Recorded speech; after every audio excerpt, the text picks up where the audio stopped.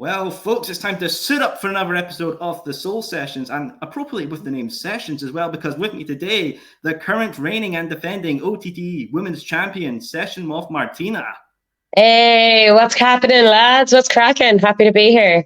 I was glad to have you as well. But you know what, Martina, I need to start this interview properly. You are Session Moth Martina, the connoisseur of beer and drinking and partying. So, well, I got to start with an old beer myself. You know, wow, I'm impressed. What are you having?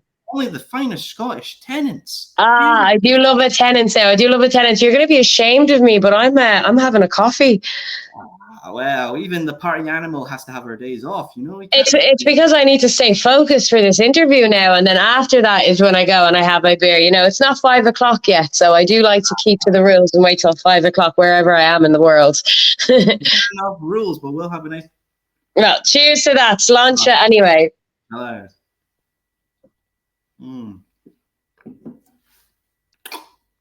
Beautiful. Yeah, I'm jealous now. Well, hey, as I like to do, Martina, with every guest of the Soul Sessions, everyone has a story, and every story has a beginning. I want to know, how did your story start in the world of professional wrestling? Oh, it's so long ago now, I can barely even remember. I feel like it was a lifetime ago, but I started when I was about 21. I started training and there was no wrestling in Ireland back then, none at all. I found an indie show and I just remember thinking oh my God, this is amazing.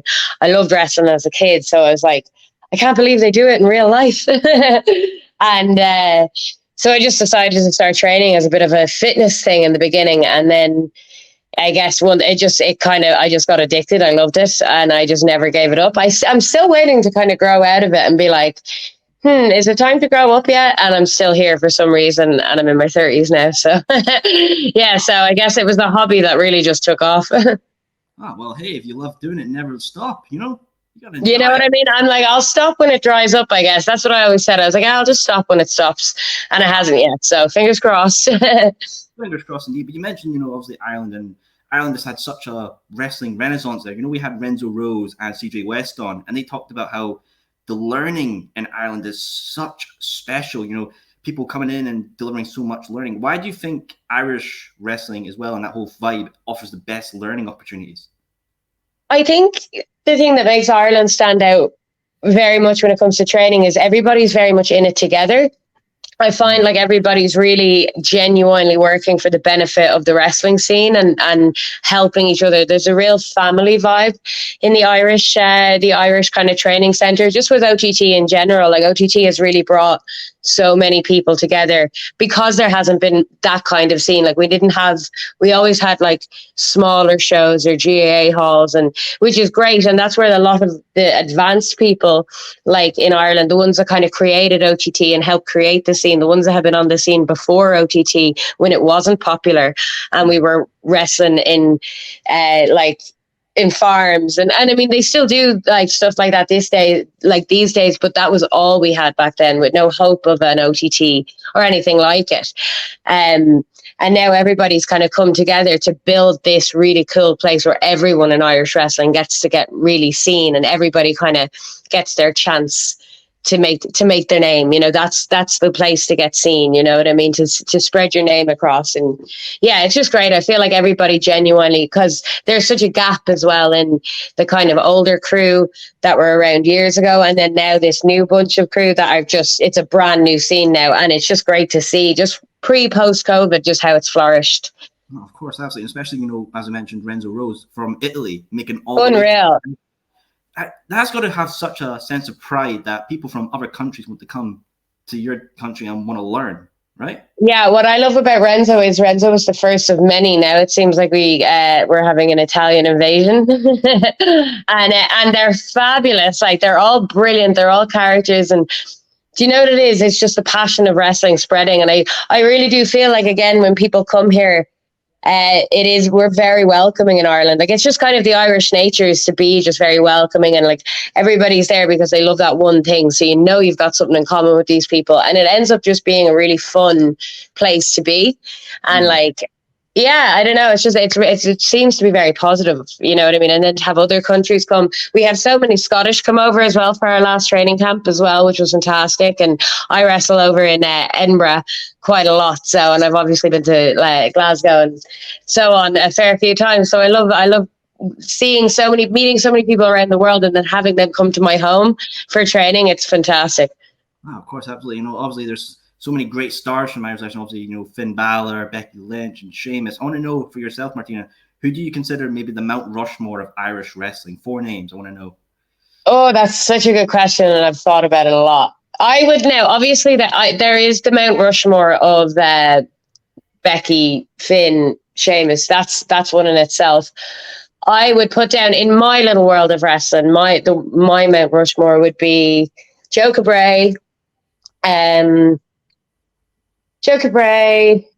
Jordan Devlin, Be Cool, and Paddy Morrow, probably. Oh, very good names indeed. Yeah, and I put myself there as a little add-on, but over to the side that the lads are trying to push away, that they don't want to admit that I deserve to be there, but they know I do. They're all taking their lovely picture. You're just photo bombing with a pint, just yeah, I'm just in the background going, hey.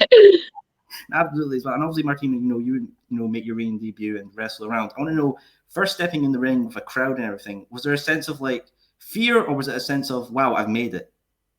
The very first time? Mm-hmm. Yeah.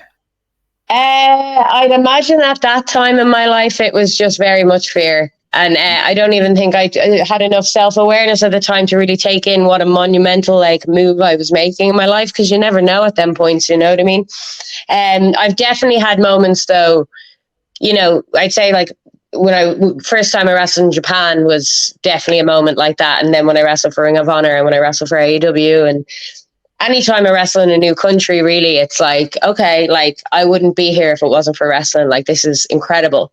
All the things that I've gotten to do just because of, again, something that was meant to be a hobby. I keep meaning to get that real job, you know? Well, fair dues indeed. And obviously you mentioned you're going all over the world in wrestling, and obviously different countries have different crowds that have different cultures and hospitalities to how they react to people. And one thing we've been having on this season of the Soul Sessions is the common theme of ring psychology. Some people think it's a lost art as well, but obviously I see how you enter and everyone is up and clapping and enjoying themselves. I want to know, Martina, when you go through those curtains, what's kind of your mindset and how do you engage with the crowd? I think I just turn into it. I actually was speaking to a friend about this the other day, because it's so crazy how aware you are before you go out of the curtain. I'm a very anxious person. I just get very jittery and I'm nervous, and I just want to do it. I'm just anxious energy. I just want to get it done, and I just want to know that everything is going to go okay. But I remember thinking about that, and then as I went through the curtain with the music playing, everything's just so there that you don't even think about it anymore. It's like you become essentially a different person. I am Session Moth Martina then, and I'm wrestling. I know what I'm doing. I'm partying. I'm a different person, and that is my character, and I know it to a T. So it's I'm not even aware. I just know that this is what I'm doing. It's I don't know, it's a God gift at this point. Very good gift to have indeed. But say if there's someone watching there and they're wanting to learn more about ring psychology and they want some aspects to hold on and focus learning on, what would you recommend as a learning opportunity for ring psychology? As in just to one thing I would say is just to take your time when you're going out there, and I don't know. I'd say that would be the best advice, is to just get lost in it. That would be the thing, is if you're going to be thinking about everybody watching you, you're not going to be just being yourself. Essentially, it's that idea of as a kid, listening to wrestling entrance music and doing the entrance with no one watching. Do it the exact same way. Do it with the same kind of acting that you would get into it. You know what I mean? You have to be as into it, or they're not into it. That's what I would say. I think the reason people kind of get up for my entrance, come at my entrance, because I'm even if you're not dancing, I'm dancing. I'm having a good time. I don't care if you're not. That's my psychology with it. So essentially people kind of okay, well, I want to have a good time too, that would be my psychology behind it. But everybody would be different depending on the vibe that they want to go. Of course, my advice is always to just when you step out through the curtain, you just want to have something that is completely different, whether it's a walk, whether it's a catchphrase, whether it's a piece of ring gear. You just have to have something that is going to completely set you apart. And I have seen people wrestle. I've done training seminars all over the world, and a lot of people are so focused on doing XYZ move that they're doing. And sorry, I was going to call them. They're focused on doing moves that they forget about the psychology behind it all, and like they're not thinking about like how they're being perceived, if that makes sense. Like they need to have something to make them stand out because everybody's doing the same moves. No, of course, absolutely. You know, you mentioned doing seminars as well and teaching. You know, entering a teaching role, does it feel like an opportunity to pass down what you've learned from everywhere else? You know, do you feel like a certain nerve with teaching? I definitely I remember I only started teaching once I got back from Japan the first time, because it was like, oh, I've learned like loads of cool little bits I wanted to show everyone just in the class. And then I kind of went back, and then just over time, I started doing a lot more. I started going down to other schools in Ireland that were like, and like just kind of, I would always take what I'd learned from like live shows. A lot of people want to ask me about character work. So essentially when it comes to character work, I always just kind of describe the easiest way I found it for me, and hope that other people might pick up on something I say, you know? Of course, absolutely. And you know, obviously you mentioned Japan there, and we've had, you know, guests on that said Japan is the one place you always got to go because that learning opportunity is essential to becoming a great wrestler. Would you agree as well about Japan being the best place to learn? 100%. That place, I feel like that place just kicks you up a gear. You know, it makes you enter into a completely different world of wrestling. Like, that was the place for me where I was really able to test, like, can I keep up? Can I go? Can I survive this physically, like wrestling wise, not based on character? Like, can I get my character across to a whole, to everybody that doesn't speak the same language as me? How do I convey it in other ways without words and without telling them who I am? So that for me was definitely great, because it helped me grow in that aspect, in a different style of wrestling completely, and it still worked. And I was able to take like so much learning from Japan. I think Japan is completely what molded me. It changed me from like not really like a wrestler to becoming a wrestler at the base and at the core. I feel like at the core of it, I'm a wrestler now and a character on top of that. Oh, wow. I mean, hey, Japan is a beautiful country in itself. You know, Tokyo, Kyoto. Oh, it's gorgeous. It's amazing. I hope I get to go back one day. Well, I believe that one of your favorite places in Japan is Yokohama. I want to know why Yokohama is one of your favorites.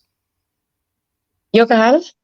Yeah, you know, on your Instagram, you said Yokohama is one of your favorite places in Japan. Oh yeah. It's just, I remember I had a really lovely day out there. We wrestled out there, and there's a seaside, and there was like a ferry-go-round. I remember I was just like, this place is amazing. I just had a lovely day off there. I was like, oh, I love this. I just love everywhere in Japan. It's amazing.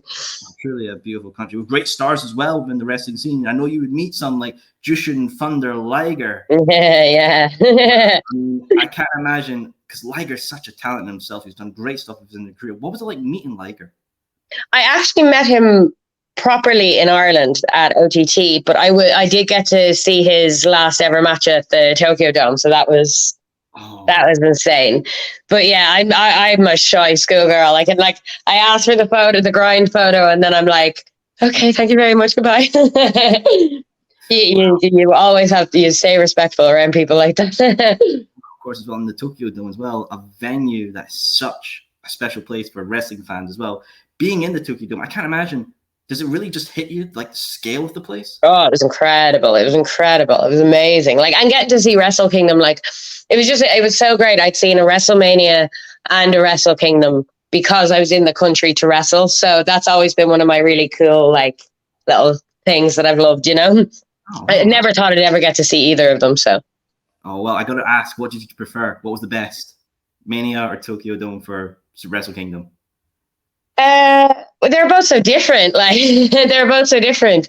I'd say Mania was probably more of a wow, I can't believe I'm here. Wrestling wise, though, fucking Wrestlekingdom was sick. Like, it was 2 nights, and it was unreal. It was unreal. Like, true experience. And I got to see the girls wrestle, like the Stardom girls wrestle, Hannah Kimura wrestle at it as well, which was So that now is one of my favorite memories of all time. Oh, true. That's great to see. And Stardom's such a great promotion in itself, getting a lot of exposure. And I know New Japan have their IWGP Women's Championship and New Japan Strong Women's Championship. What does it mean to you to see like female representation within New Japan, sort of with these new championships? It's fantastic. It's great because I remember people used to say to me like, "Oh, there's no point in going to Ring of Honor or anything like that because people go there to go to New Japan and they'll never have women." And they have women now. You know, it's great to see that they've passed that now, and the Stardom girls are starting to get the recognition like on that level that they deserve. You know, that they should be on Wrestle Kingdom every year. Like, it's incredible. I love to see what's happening out there. It's fantastic to see Stardom growing to the levels that they always deserved. Oh, of course, absolutely. Stardom's a hell of a promotion. Definitely give it a check out, viewers. A hell of a place with great talent. You know, I want to know, Martina, if there's people out there that want to see Stardom, is there any kind of matches you would recommend to get into Stardom? Oh, you're asking the wrong person here. I wouldn't remember now, to be honest with you. And I haven't watched it in a while, so I don't know what. I would watch anything with Io Shirai in it from back then. Watch the Leihana Kimura. I loved my tag team with Natsu back in the day, but that's about 4 years old now. They've progressed so much. It's so different. The roster is so different from how it was when I was there as well. So it's completely changed. Aye, fair dues indeed. But obviously, let's go around to the place of honor, Ring of Honor. I want to know, Martina, was Ring of Honor something that you loved back in the day, and getting there, was it such a big accomplishment for you? Oh yeah, definitely. It was. I remember watching like Alex Shelley matches and Young Buck matches, Osprey matches, everything back in the day. Remember right when I was like, when OTT was coming up, I was really getting into it. But it was always a place I never would have thought, like, I never saw myself there. It's never somewhere I was like, that's where I'm going to end up. So then when it kind of came along, it was so, I remember being kind of scared of that because I was like, do they know what they're getting with me? Like, do they know my character and stuff like that? But they seemed really excited about the idea of really pushing the character and stuff like that. So I had really, like, once I got there, I was nervous about not fitting in, and then I got really hopeful right before COVID that it was going to really work, and I was like, oh, this is where I'm meant to be. Of course, absolutely. And you know, the atmosphere there, the crowds there are always passionate for Ring of Honor. And you had some, you know, kind of historic accolades. You know, you're the first female from Europe, first Irish in Ring of Honor. You know, having those kind of accolades, I can't imagine the sense of pride you have. Yeah, definitely. I feel like these are all the things you kind of forget until someone says it to you. You're like, yeah, that's me. But yeah, it is. I'm very proud of that fact. And no, even though it didn't go the way I would have liked, obviously it's no fault anyone's but COVID, like. But you know, that's still a great accomplishment that will never be taken away. I didn't get what I wanted from it, but I got something. You know, at least I achieved that much. Of course, absolutely. You know, Ring of Honor would do great stuff during the pandemic with their talent, taking care, and obviously, sadly, they would have to shut down due to outside stuff. You know, when you heard that news, was it just such a blow to see such a great company have to go? It was devastating because it was right kind of near the end of COVID, and we thought that was the call for us to come back, and we had just waited so long. Like anyone over in the UK, we just waited so long and we really thought that this was it, and it was just devastating. Like, yeah, like you waited so long, and that was the only thing you kept on to during COVID. It was like, well, at least I'm going back there. Like, it's all going to start, and then it never did.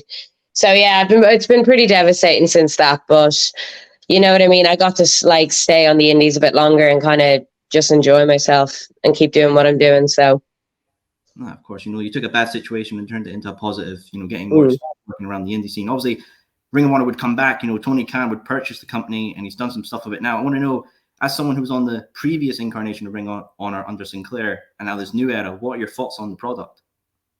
I love it. I think it's great. Yeah, it's just, you know, I don't know. I still kind of have to wait and see what everything, how everything kind of pans out for it. You know what I mean? I feel like with, hopefully, you never know, if they come over to the UK around August time, they might have a look in at some of our talent again and have a look and see what they think, you know? Of course, absolutely. I mean, you know, Athena's the world champion there just now. Maybe we could see Athena versus the Session Sub Moth. I'd be terrified. Are you kidding me? Oh, the fallen goddess can't be that much of an opponent for the session, Moth. Just no, yeah, I've taken down the best of them I have in my time. And obviously, we touched upon the pandemic there and shutting down. I want to know, from the wrestlers' side of you, obviously there was the whole public and everything had to do what they had to do. From the wrestling side of you, how did the whole pandemic affect you as a wrestler?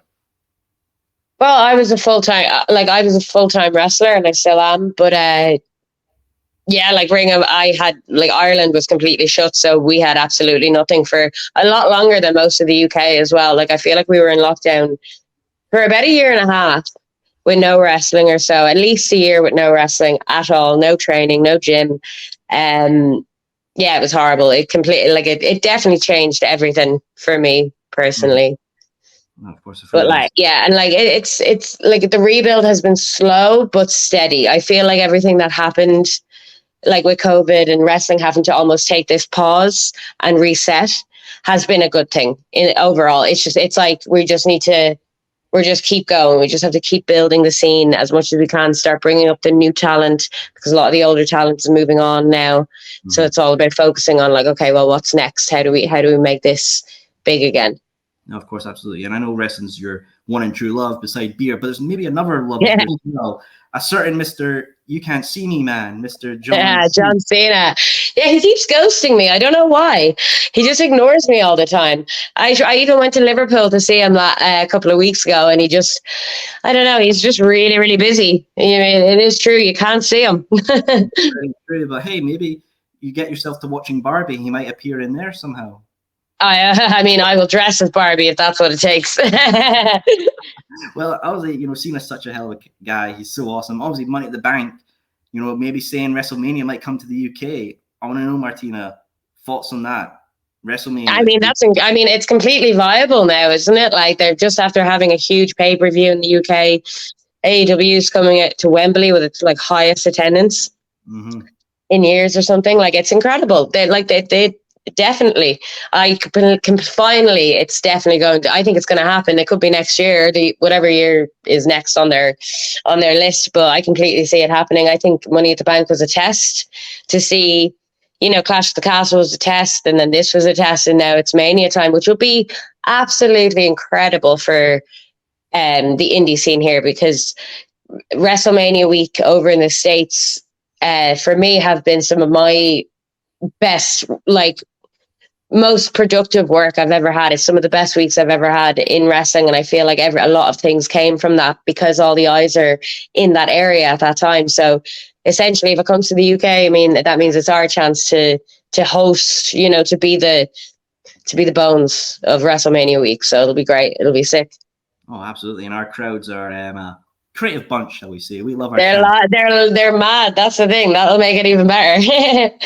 Very true. And mentioning AEW there, I know you've had a few interactions with the wrestlers. You've met Jericho, Le Champion. I want to know, what's Jericho like? Jericho's got to be a hell of a guy. He was great. He was really sound. Went out for drinks with Osprey and so on. Yeah, it was great getting to talk to him about my career and just everything that I'd kind of gone through up to that point. And he's just so down to earth, and he was just cool. You don't even want to talk work all night, you know what I mean?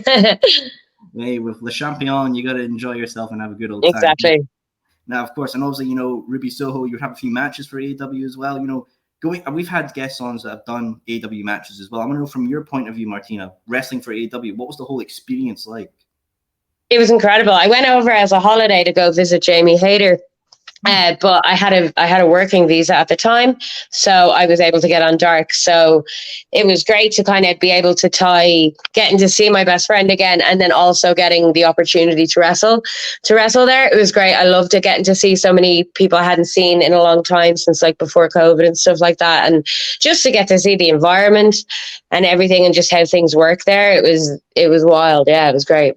Oh, of course, and you mentioned obviously your best friend Jamie Hayter as well, former AEW Women's Champion, former Rev Pro Women's Champion. It's so amazing to see how Jamie's just captured the crowd's love and her rise in popularity. That's got to be such a heartwarming thing to see her ascend and then become the AEW Women's Champion.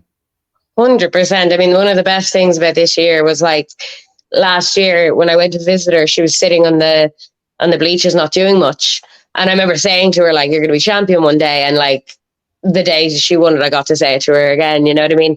Yes, it's incredible. Like, we're still really, really close friends. We talk all the time. I'm so incredibly, like, it's surreal. Like, it's surreal, but it's just life for her now. You know, I always knew it was going to happen, so it's not really a surprise for me.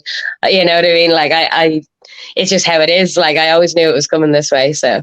Well, true, of course. But you know, best friends make the best opponents, because you would face Jamie, you know, for One Pro Wrestling. What is it like wrestling your best friend?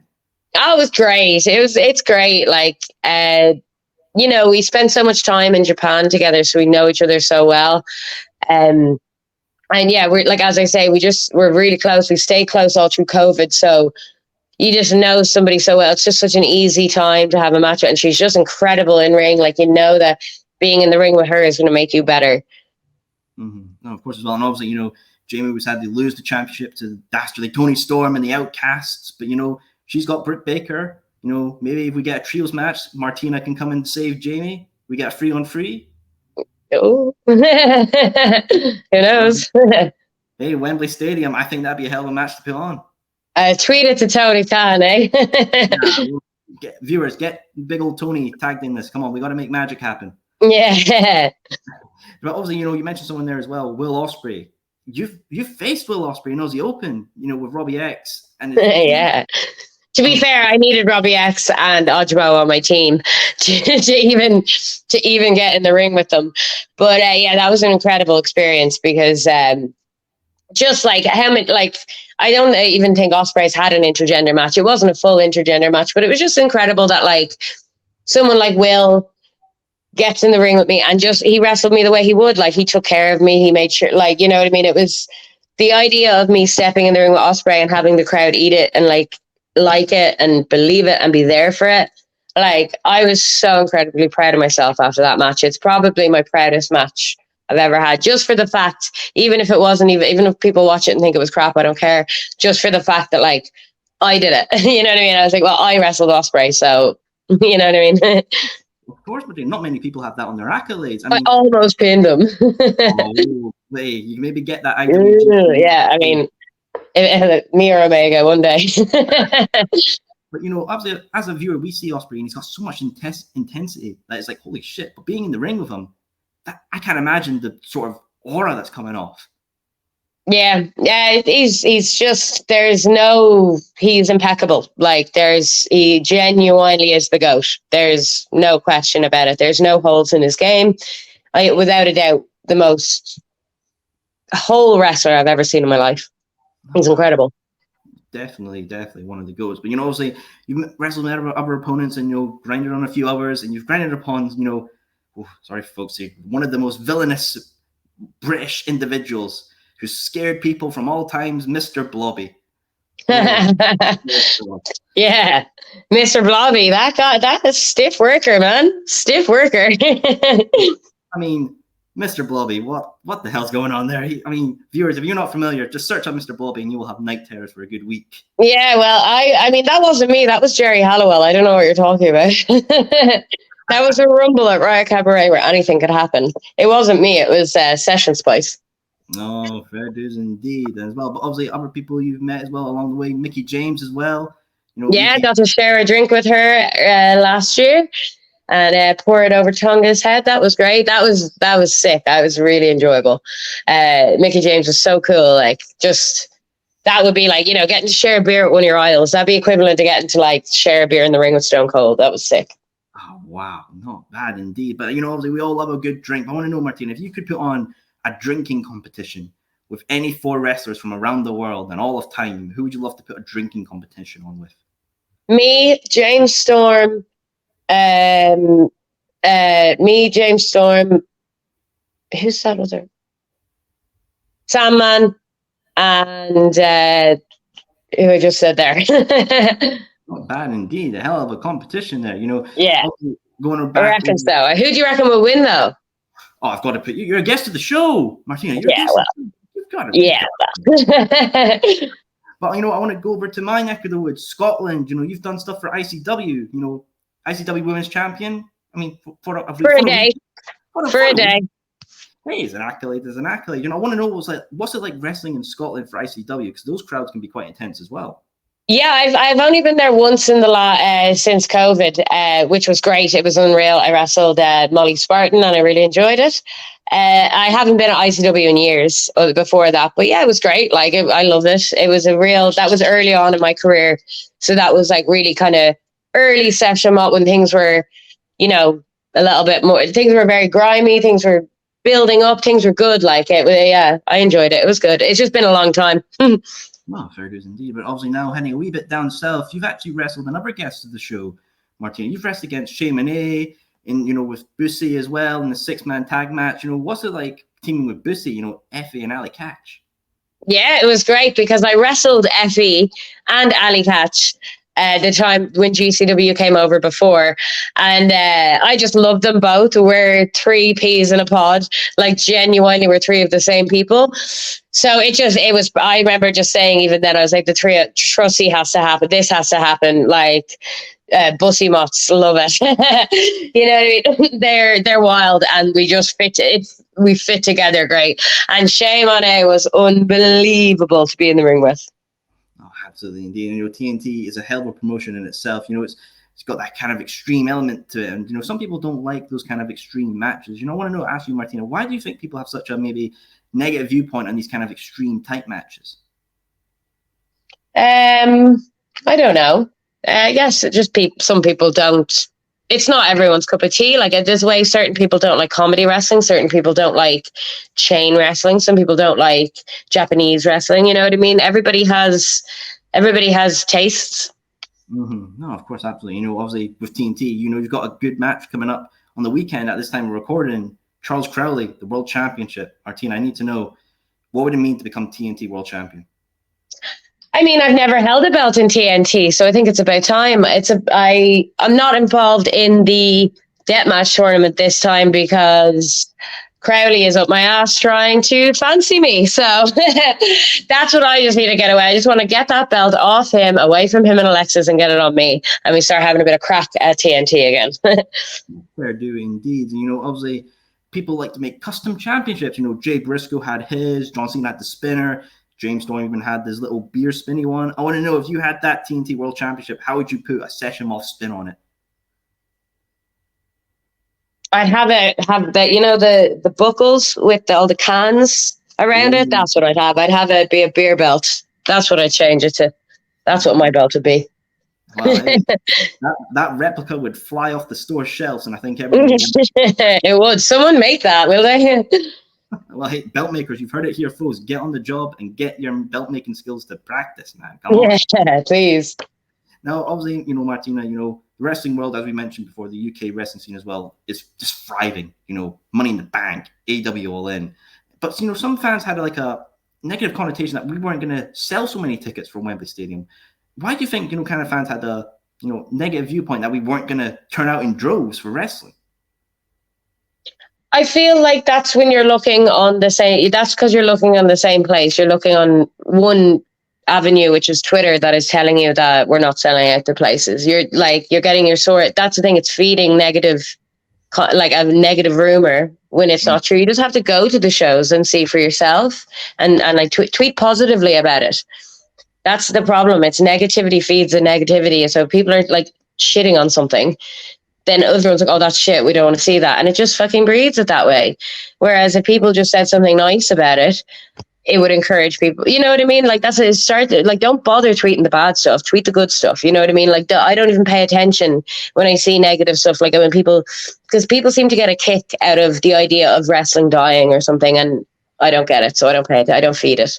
No, absolutely. Myself as well. I hate as well kind of like the fandom cross-war mentality. My company's better than yours. It's all. Yeah, I just don't pay attention to any of that. That's nothing to do with wrestling, in my opinion. It's absolutely nothing to do with wrestling. And like anyone that's not the wrestling. Like the people get involved in the idea of the behind the scenes of wrestling and all this stuff, but that's not what we're about. We're about the wrestling. It's about the show. It's about the story that we're trying to tell on a night, and it's about the art of what we're doing for the fans. Like that's it. Exactly. You're there to put on a great show and for people to enjoy, not bicker and hate. Yeah, it's not up for discussion. Again, it's just like I just don't feed that kind of stuff. There's no point. And it's like if they do good, if they do bad, whatever, at least they're doing it. You know what I mean? Absolutely, of course, indeed, and that's a I great. applaud every move to make. Exactly, absolutely, indeed, and I want to go to a little place, Discovery Wrestling, here in the great city of Edinburgh, my hometown. Yeah. It's the capital. Sorry, Glasgow, you're not. You'll love to see it. Yeah, Edinburgh is the most beautiful place. It is the most beautiful place ever. I love it. I absolutely adore Edinburgh. You've heard it here first, folks. We are the best. We are beautiful. Yeah. Enjoy it. But now to Discovery Wrestling, because I know you would hold their women's championship for over like 1,000 odd days, right? I mean, Yeah, I know. I couldn't believe it. I mean, I got lucky with COVID on that one, but I always wonder, with the long championship reigns, does the pressure ever build up, or does it ease off because you've held the belt for so long? I mean, that one doesn't really count. I don't think, because that was sitting at home for most of that reign. But I think the pressure rises generally when you have a belt for longer, because it's hard. Like, you've set a standard and you have to keep upping that standard and upping it and upping it and upping it. Like, that's the perfect motivation for somebody that wants to kick themselves up the ass. Like, you know what I mean? It's just, you have to keep getting better and better and better. No, of course, absolutely. Discovery just had their recent show with the Disco Derby, which I was in attendance for, and I loved it. It was a great show. That's great. And you coming out, the people loved you. Everyone was up and dancing. It's great. I love it. And the thing is, in a play, sometimes I always expect, like in a kid's show, sometimes that maybe they won't get as into it. But Discovery, every time it's brilliant. Like, everybody just really, and it's the same, like a lot of the crowd is the same people that have been coming pre-COVID, post-COVID. And like, sometimes I always think like, oh, are they going to be sick of this yet? Like, are they just going to be like, because I've had in the past fans, they like me for a couple of months and then they're like, oh, we've seen the gimmick, now we're bored. Again, that negativity of just being like looking for the flaw in something instead of just enjoying it for what it is. Like, I like to think that when I come out, like, people enjoy the entrance. Even that in itself, it's just, you know what I mean? Yeah. So yeah, that's one thing I always do find with Edinburgh. It's just everybody just jumps on for a good time. They have a great, they whether it's comedy, whether it's you give them serious match, you give them anything, and they're genuinely they're there for it. They love it. You know what I mean? Such an attentive crowd. Absolutely, indeed. And obviously with the Disco Derby, Emerson Jane would win. Someone you've actually faced in the past. I want to know what you think about. Do you think Emerson Jane's got a shot winning that championship against Casey?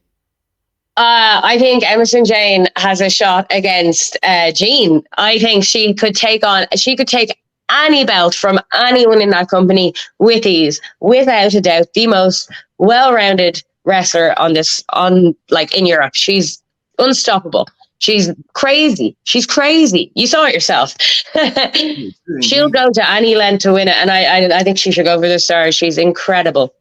Absolutely terrifying. Just keep her away from me though, because she's beaten me up too many times. Freddie, you will stay by the pub, have a couple. Yeah. I want to be on. I'll be Sammy's friend for a while. You know what I mean? I don't want to be on her bad side, because she seems to be on her roar now. So I don't want to get mixed up in that. I'll be her friend. Definitely, indeed, as well. And obviously, you're a sensation. Everyone loves you. The internet, you're getting views, and everyone loves to see what you do. Wait, obviously with TNT, they've had crossover shows with a little company called GCW. And there's a little person there with an internet championship, the Deathmatch King, Matt Cardona. He's a fun individual. I want to know, maybe you should take that championship from him. Since I tried. I've tried. He's just he's terrified. He's scared. Oh, I challenge him and Steph DeLander now. Definitely as well. Matt Cardona, I think, is a true interesting individual. I want to know, from interacting with Matt, what was he like in person? Yeah, he sounded cool, like a sound guy. The Internet King. I don't know. Deathmatch, all the titles, but obviously TNT across GCW appears to be happening again. I want to know, is there anyone on the GCW side you would love to have a match with? I wanna hook up with Ali Catch and Effie again. That's what I'd like to have another Effie match. I think I'd like to have another Effie match or something. I'd like to have. The thing is with the GCW shows is I definitely want to do kind of crazy stuff like that isn't done all the time. You know what I mean? Mm-hmm. That it's a great opportunity to kind of go a bit wild and do different things, which is great. I love that. They're crazy there, so it's great. Very much so. They are very crazy individuals indeed. We had Jenna Kai on who talked about how those kind of crowds are something else, a whole new atmosphere. I want to know, Do you think the GCW crowds are maybe the most intense in the world? I've done it over in America where it was, yeah, they're wild. Like they're wild. They're insane. It's a really big deal. Like that big fight feel type of vibe, which is great. Yeah, they're wild. But like the UK fans can give them a go as well. You know what I mean? Like the UK fans, I'd love to get them both to. That's the thing. If Mania happens, it'd be both of them in the same place. Be fucking football factory over here. We'll be taking their damn title and saying, we are the best crowd. Eat our shit. We are the best. But you know what I love to do on this show, Martina, is I love the dream scenario. Everyone's got like this passionate dream match they want to have. Tony Khan comes to you again and says, Martina, I need you on Wembley. I need you to have a show. Sorry, my dog's gone mad. Nah, don't worry. You okay? I don't know if it's a postman or... Oh, yeah, sorry. Go on. No worries. So, dream matches. I love those kind of scenarios. Tony Khan comes to you, Martina, and says, hey, I want you to have a match. I want to session off on the show. And you have to have one match against anyone in the AEW roster. Would it be Jamie, or is there maybe someone else you want to make magic with? I'd want to tag with Jamie. I'd want to tag with Jamie against Tony and Ruby. Yeah, definitely. Yeah, I've enjoyed wrestling Ruby in the past, and I haven't wrestled Tony in years. And Jamie's my girl. Always got to defend, indeed. You know, Session Moth Martina, it's been an absolute pleasure having you on the Soul Sessions. But there's two final questions I must ask. And the first question is, what is the top 3 beers? Come on, I need to know. What's the top 3 beers? Asahi is number 1. Ooh. Asahi is number 1.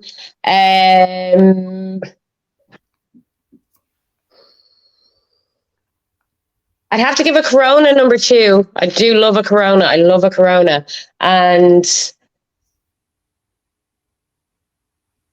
Camden Hells is quite good. Oh, okay. Yeah, it's quite good. I've noticed. Like there was another one as well, White Wolf or something. It's a craft beer. It's very good, very good. I always like to try a craft beer, but I never remember the names. I'm not a fan of the fruit ones, though. I don't like fruit. Oh, right. Yeah, no, I've had mango tasting ones, and they're not really the finest. No, I don't like them. They're like, you're either going sweet. You need the barley taste. You need that like. You know what I mean? You need the crunch of a beer. A good Tennant's is good. Tennant's is good. I would take that. I like a Hop House. You know what I mean? I like a Rockshore these days. Oh, good choices indeed. You know what I mean? I like a nice light beer that you can just have many of them. No, of course, absolutely. And my final question for you, Martina. You are the OTT Women's Champion. So you always got to have that goal. But I want to know, defending that belt, is there anyone from OTT that you're maybe thinking, oh, they might be a challenge for me? Well, I currently don't even own the belt right now because Debbie Keitel has stolen it from me and has gone crazy and refuses to give it back. So that's my main priority when it comes to OTT right now, focusing on getting my belt back and being the real champion. Well, indeed so. And she kind of complained because this episode will have you being the champion. It's going to be there in the thumbnail. You are the champion. So don't worry, it will be recognized. Oh, I know that. Well, who knows? Maybe you might need a custom belt just in case because she's got that one hostage. Yeah, well, I know what type of belt I'm going for now. Replicas will be selling galore. But ladies and gentlemen, that has been our show here on the Soul Sessions. But what I do love to do as well with every guest, Martina, if they have loved what they've heard, I want to see you wrestle live in person. What kind of dates have you got lined up for the rest of the year? I don't know about the rest of the year, but coming up, I have TNT in Liverpool on Friday, Newcastle at North on Saturday, and Eve in London on Sunday. And I'll hopefully be back at Discovery soon enough. And that OTT is generally the places that you can see me. Well, great to hear indeed. And don't worry, viewers, I know you like to complain. You can't be lazy because Session of Martina's Instagram link will be in the description of this video. Click it, follow her, and see the drunken adventures of the beer drinkers. Well, everyone, thank you very much for tuning in for another episode of the Soul Sessions. I am your host, Soul. She has been Session Moth Martina. Have a lovely day, folks. Thank you, guys.